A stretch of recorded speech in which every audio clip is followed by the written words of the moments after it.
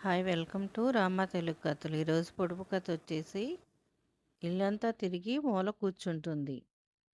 దీనికి ఆన్సర్ కథ చివరిలో చెప్తా. ఈరోజు కథ పేరు అందరూ అమాయకుల. అక్బర్ చక్రవర్తి తన పరిపాలనలోని ప్రజలంతా అమాయకులని, తన ఆజ్ఞను జవదాటరని అనుకునేవాడు. ఆ మాటనే ఒకసారి తన మంత్రితో ప్రస్తావించాడు. అందుకు మంత్రి, రాజా, ప్రజలు మీరు అనుకున్నంత అమాయకులు కాదు. వారికి కావాల్సిన తెలివితేటలు ఉన్నాయి. మీరు అనుమతిస్తే నిరూపించగలను అన్నాడు. అందుకు రాజు సరేనన్నాడు. మరుసటి రోజు రాజుగారు రాజ్యంలోని అన్ని వీధుల్లో రోడ్లను విస్తరింపచేసి మురుగు కాలువలు కట్టించటానికి సన్నాహాలు చేశారు.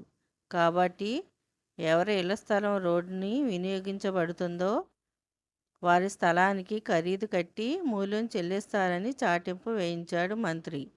తర్వాత అధికారులను పంపి కొలతలను సేకరించి వాటి ఖరీదును ధృవీకరించారు. అయితే అధికారులు తమ స్థలానికి వేసిన వెల చాలా తక్కువ కనుక ఇంకా ఎక్కువ ఇవ్వాలని రాజుగారితో మొరపెట్టుకున్నారు ప్రజలు.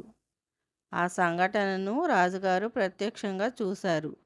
తిరిగి 3 మాసాల తర్వాత రాజుగారు ఇంటి పన్ను సరిచేయాలని ఆలోచిస్తున్నారని, అందుకు సంబంధించిన తమ ఇంటి ఖరీదు ఎంత ఉంటుందో లిఖితపూర్వకంగా రాసి ఇవ్వాలని, దాన్ని బట్టి పన్ను వేస్తామని ప్రజలందరికీ చాటింపు వేయించారు.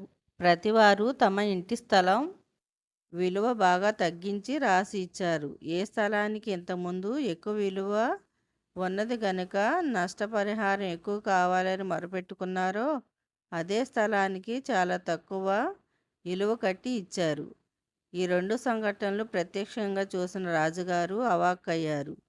ప్రజలు అమాయకులు అనుకోవటం తన పొరపాటని, ఎవరూ రాజాజ్ఞకు కట్టుబడి ఉండరని, తమ సొంత నిర్ణయాలతోనే పనిచేస్తారని తెలుసుకున్నాడు రాజు. అది నిరూపించిన మంత్రిని మనసారా అభినందించారు. ఈరోజు కథ ఇంతేనండి. పొడుపు కథకు ఆన్సర్ చీపురు. మరో కథలో కలుద్దాం.